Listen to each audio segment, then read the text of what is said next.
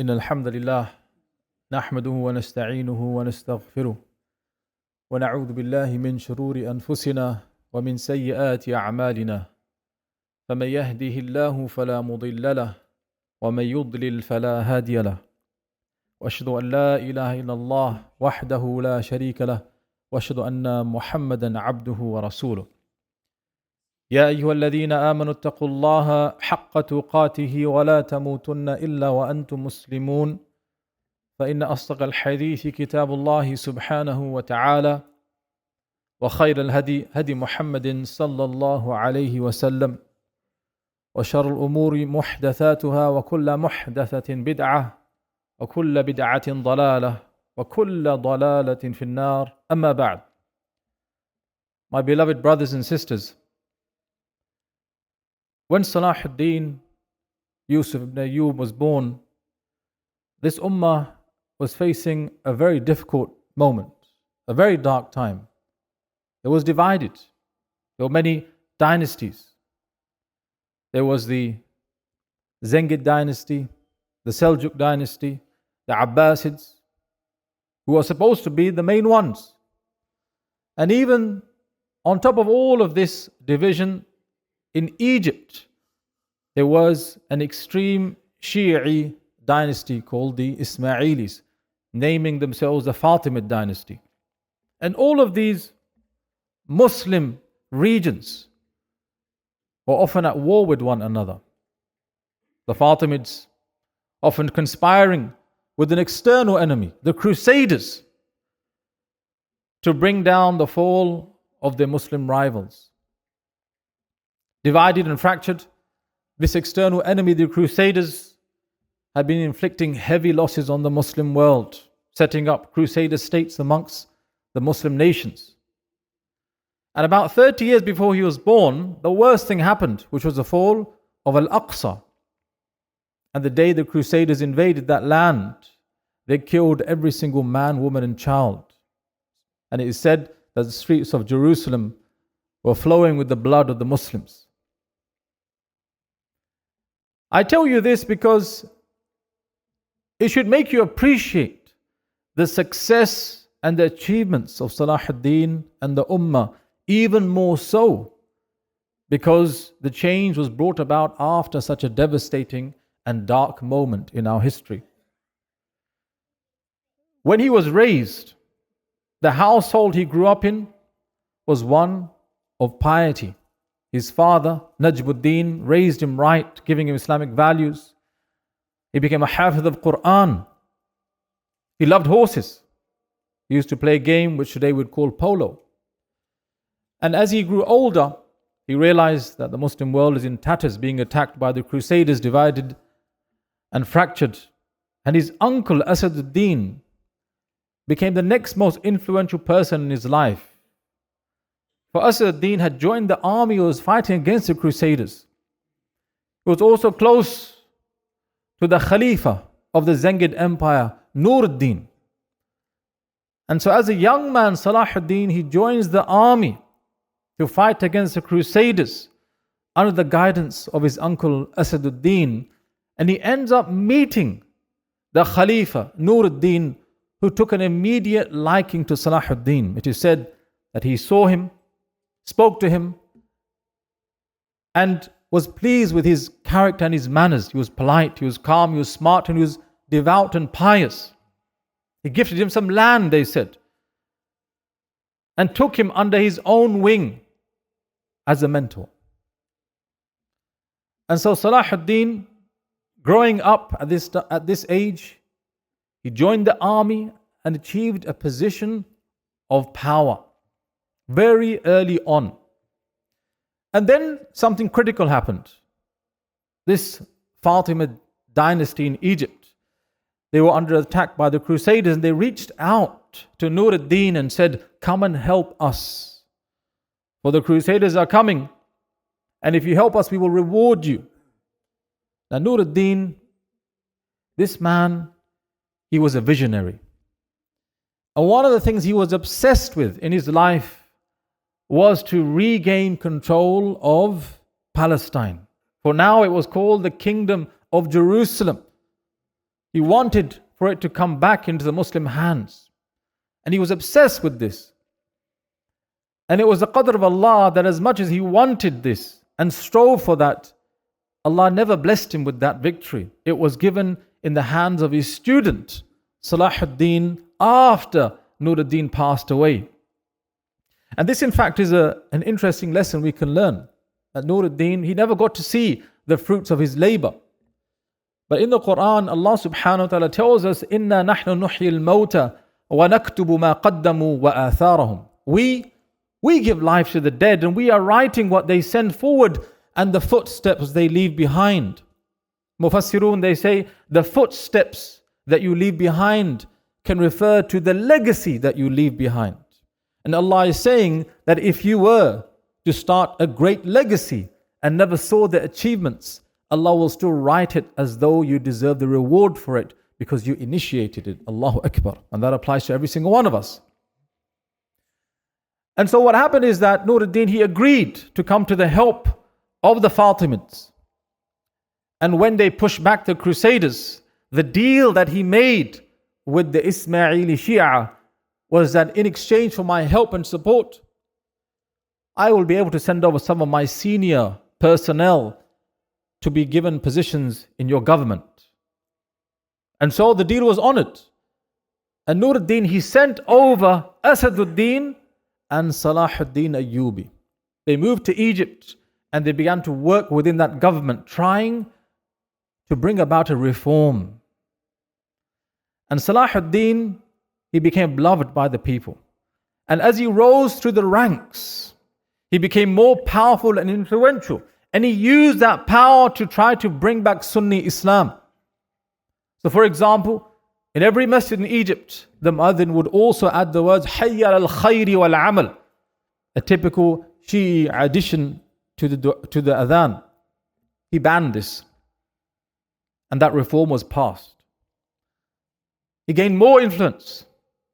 And then he banned the celebrations such as Eid al-Ghadir, a well-known Shi'i festival day. And when he became even more influential, he turned Al-Azhar, that is still standing until today, from following an extreme Shi'i curriculum to the Sunni one, which today is still in place. Allahu Akbar. A massive landmark moment. And of course, many people did not like this. They were in fact assassins, well-known assassins led by a man whose name is Hassan al-Sabbah. And they were known for targeting Sunni leadership. And they tried to kill Salahuddin. In fact, they had 2 assassination attempts on him. And they came close twice, but Allah the Almighty protected him. And one of the last things that he managed to do is that during the Friday khutbah, every Imam would have to pledge allegiance to the Shi'i Khalifa. And finally, Salahuddin, he passed legislation that they must now swear allegiance to the Abbasid Sunni Khalifa. And when he did that effectively, Egypt came back to being a Sunni land once again. And Allah decreed that the Khalifa at the time of the Fatimid Empire would die very soon after that. And who would gain position of leadership? Salahuddin now became the leader of the Muslims in Egypt. Allahu Akbar. Now, this is about 1174 we are talking about. The conquest of Jerusalem, the conquest of Al-Aqsa comes 1184. So for many years, what does Salahuddin do?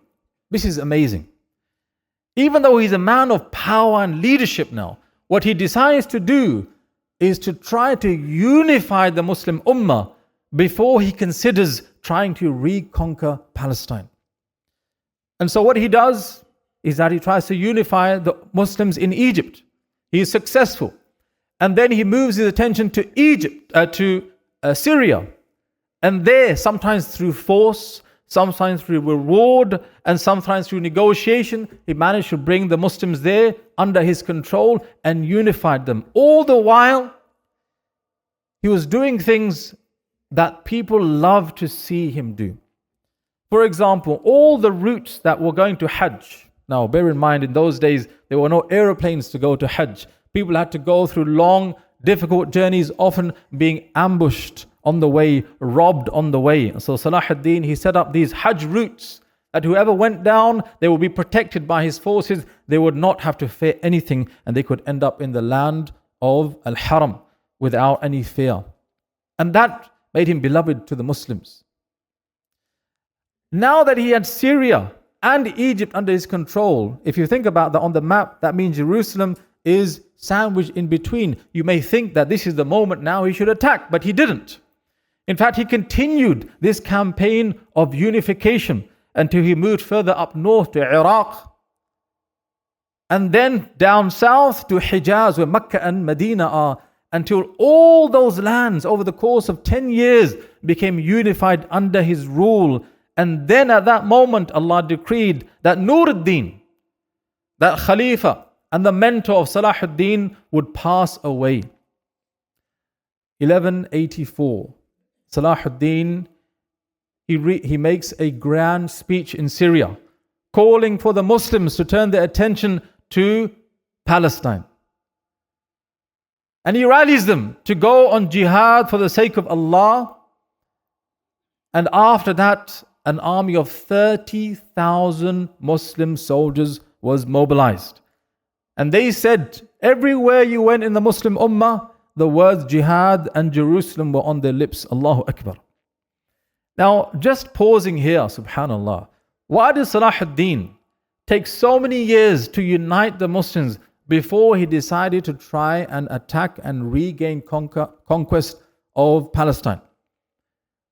Allah the Almighty says in the Quran, إِنَّ اللَّهَ يُحِبُّ الَّذِينَ يُقَاتِلُونَ فِي سَبِيلِهِ صَفًّا كَأَنَّهُمْ بُنْيَانٌ مَرْصُوصٌ. Allah, what He loves is for the believers to fight in His path in solid ranks, as though they are a well-cemented wall, united together. That is what Allah loves. And that is what Salahuddin Ayyubi recognized, that if we're going to get Allah's help, we must be united first. Allahu Akbar. And so when the time came, when the Muslims were unified and educated, understanding the importance of this holy land, then he charged on Jerusalem. And at that time, there was a king, his name was King Gi, a Christian man. And he was in charge of this land. Now Salahuddin, he set up his army across the border of the north of Palestine. And there he made some skirmishes inside, invading, attacking, and seeing what the response would be like. And what happened is that King Gi and his men, they were quite disunited and fractured. They rallied together and put up a united force to defend their territory. But Salahuddin had learned so much about the art of war and was so experienced that he had a very ingenious plan. And that was after he did some initial attacks. He invaded from a certain region and he told his men to find every water source in every nearby town and to block it off except for one which was in Hattin. And he knew that King Gi and his men, they would have to eventually, when they amass, find water sources. And the way he had blocked off all the water sources, they would have to go down one main path to get to Hattin. And then he laid his army in ambush all across that route. And by the time they reached the water source, many of them had been killed and they were exhausted and thirsty. And the night before the great battle of Hattin, it was Ramadan. And the historian says Salahuddin with his men in the middle of the night praying Taraweeh, Tahajjud and making dua. Allahu Akbar.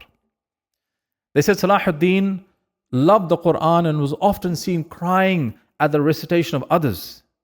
There's a story where he saw a father and son reading Quran to each other in the streets, and he invited them into his home to allow the son to read Quran to him. And when he let him read the Quran and he heard his recitation, he loved it so much that he gifted him a piece of land and gave a business to his father. Allahu Akbar. So that night they spent making dua to Allah, and the next day when the great battle arose, it was very easy for his men to take control, and the Christian men started to flee. Soldiers, except the knights, they remained on top of a hill with King Gi inside a tent, and they had what they call the true cross, the cross that supposedly Isa alayhi salam, a'udhu billah min dhalik, was placed upon. And that true cross, it fell into the hands of the Muslims and it destroyed the morale of the remaining knights. And eventually, up the hill, they entered inside the tent to find King Gi lying on the floor, exhausted, so weak he was unable to hand over his own sword. And at that moment, Salahudin, he entered inside the tent. He saw that king lying there. Now remember, subhanallah, what happened the day that the Christians invaded? They killed every single man, woman and child, slaughtered them all. And that is exactly what the Christians thought Salahudin would do, but he didn't. He told one of his men, give this man a cooled iced beverage. And as he drank from it, one of his men said to him, do you know why he did that? Because in our culture, if you give food to a captive, it means he will not be killed. The king was amazed. How is this man so compassionate? He gave that cup to his right-hand man, Reynold, who was known to be a traitor, treacherous man who hated Muslims. But before that man could drink, another soldier from Salahudin chopped off his neck for his betrayal and his treachery. And then Salahudin said, I will say to you and your people what Yusuf alayhi salam said to his brothers, La tathriba alaykum al-yawm. There will be no blame on you today. He set up his soldiers so they could make exit routes for all the Christians. They could leave without being harmed. Allahu Akbar. Mercy and compassion, the likes of which made Salahudin a hero, not only in the eyes of the Muslims, but also in the eyes of the enemies. Subhanallah al-Azim. And where the streets of Jerusalem ran with blood when it was conquered by the Christians, Salahudin asked his men to wash it with rose water. Subhanallah al-Azim. Scholars, they say that the Battle of Hattin and the reconquest of Palestine may be the greatest victory this ummah has experienced after the battles in the life of the Prophet Muhammad sallallahu alaihi wasallam. That should make you think, subhanallah, what an achievement and what a victory. Why did Allah give us the victory then? This is the main question. Look at the man who He gave it to. A Hafid of Quran. Someone who was devoted to Allah in his ibadah. They said that Salahudin always used to read his salah in the masjid. The only times he read at home was when he fell sick. And even then he would ask the Imam to come to his house to lead him in salah. Allahu Akbar. But more than all of this is that Salahudin had a vision of the ummah being together and united. And he placed his efforts into trying to unite the ummah. And it was most probably because of this quality that Allah the Almighty granted him that victory. And this is the lesson for us. May Allah subhanahu wa ta'ala grant us understanding and place that inspiration in our hearts to unite with one another. وأقول قولي هذا واستغفر الله لي ولكم ولسائر المسلمين فاستغفروه إنه هو الغفور الرحيم.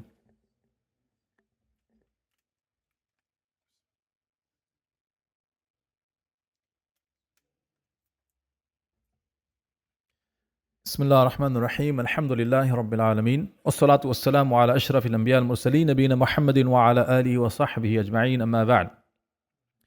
Why did I choose to tell you the story of Salahudin? The ummah is in a state very similar to that which it was when he was born.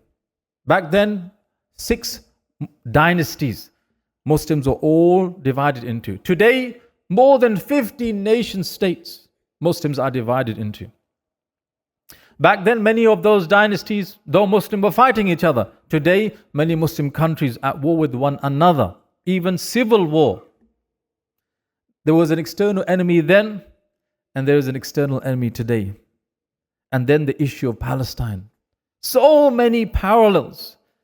But I tell you that because even though things were bad then, Allah the Almighty, when He wants change, no one can resist it. Inna Allah ghalibun ala amrihi. Indeed, Allah, He dominates over His affair. Allah makes His plan come true. وَلَوْ كَرِهَ الْمُشْرِكُونَ وَلَوْ كَرِهَ الْكَافِرُونَ. Even if the other people dislike that. Allah the Almighty says, يُرِيدُونَ لِيُطْفِئُوا نُورَ اللَّهِ بِأَفْوَاهِهِمْ وَاللَّهُ مُتِمُّ نُورِهِ وَلَوْ كَرِهَ الْكَافِرُونَ. They wish, meaning the enemies of Islam, they wish to put out the light of Allah with their mouths. But Allah will perfect that light, even if they dislike it. Just a month ago, I did a khutbah in a masjid not too far from here. After the khutbah, I finished the salah and I was about to leave, and there was a young white man sitting in the front. He stood up, he was wearing a Palestine flag, a thobe. He gave me salam. He introduced himself. He said, "My name is Ben. I became Muslim 3 weeks ago." I said, "Allahu Akbar. You're from round here?" He said, "Yes, I'm from round here." I said, "Tell me, what's your story?" He said, "Well, I'll sit with you and tell you another time, but I want to tell you that just after 3 days of becoming Muslim, my 77-year-old mother said to me, 'Give me a copy of the Quran.' Because my character changed so much that she wanted to know the reason that caused that change. So please make dua that Allah guides my mother." The month later, I went back to the same masjid. Before I got to the mimbar, Ben was sat at the front. He stood up and he said, "I have some good news. My mother became Muslim." Allahu Akbar. 77 years old.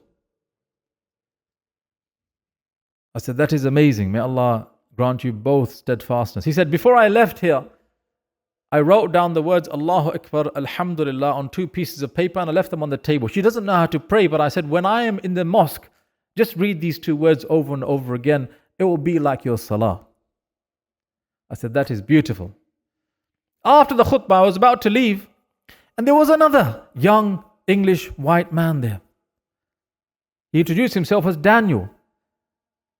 And I thought to myself, the way he's talking, there's no way he's Muslim yet. He looked that white, he looked like that far away from Islam that I thought, maybe yet he will become Muslim soon. He introduced himself and I said, "What's your story?" He said, "Well, I've been Muslim for 3 years." I said, "MashaAllah. And what are you doing here?" He said, "Oh, I come from Becontree, but this guy Ben, you took a picture and you put it on Twitter and you told everyone about his mother interested in Islam, and I read that tweet. And I thought to myself, I've been Muslim for 3 years and I haven't told a single person in my family because I'm scared of the way they're going to react. But after seeing what Ben did, it inspired me and I wanted to come to this mosque to meet him." And then he said before he came to the masjid, he thought, I can speak to at least my sister. My sister is the closest person to me in my family. She would understand. So I sat her down and I said to her, "Don't get mad, but I'm going to tell you something. I became Muslim."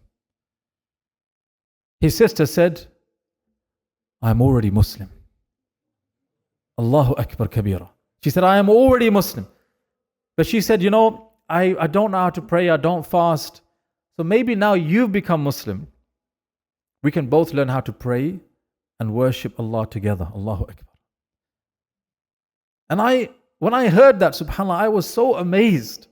But you know what I thought to myself? I thought to myself, subhanAllah, we don't realize how powerful our deen is. We do not realize how the hearts of people have been affected by the words of Allah and the Messenger of Allah sallallahu alaihi wasallam. It has spread far and wide. Many people are coming to Islam, even though we are not actively calling them to Islam. Allahu Akbar. But this verse in the Quran, subhanallah, it reminded me of it. يُرِيدُونَ لِيُطْفِئُوا نُورَ اللَّهِ بِأَفْوَاهِهِمْ وَاللَّهُ مُتِمُّ نُورِهِ وَلَوْ كَرِهَ الْكَافِرُونَ. They want to put out the light of Allah with their mouths. Allah will perfect this light. Allah will make this light succeed, even if they try their best to stop it. Subhanallah. My brothers and sisters, you should not despair about the future of Islam. Allah has promised that this deen will be prosperous. هُوَ الَّذِي أَرْسَلَ رَسُولَهُ بِالْهُدَى وَدِينِ الْحَقِّ لِيُظْهِرَهُ عَلَى الدِّينِ كُلِّهِ. He is the one who sent the messenger of Allah with the guidance and the religion of truth so that it would prevail over all other deens, over all other religions and ideologies. Allah has said that in the Quran. The focus for us is Are we worshipping Allah as He deserves to be worshipped? Are we working together to be unified, to make that effort, to bring about that change that Allah wants, like Salahudin Ayyubi once did? And the answer to that, most probably no. How then can we think Allah's help? Where is that help when we are not doing what is required to earn that help of Allah subhanahu wa ta'ala? May Allah Jalla Jalaluhu bring about another Salahuddin from our ummah in our lifetime. Allahumma ameen. May Allah unite our hearts. May Allah subhanahu wa ta'ala take away this feeling of disunity from amongst our communities. Allahumma ameen. ربنا ظلمنا أنفسنا وإن لم تغفر لنا وترحمنا لنكونن من الخاسرين ربنا لا تزغ قلوبنا بعد إذ هديتنا وهب لنا من لدنك رحمة إنك أنت الوهاب اللهم أعز الإسلام والمسلمين وأذل الشرك والمشركين ودمر أعداءك أعداء الدين ربنا آتنا في الدنيا حسنة وفي الآخرة حسنة وقنا عذاب النار وأقيموا الصلاة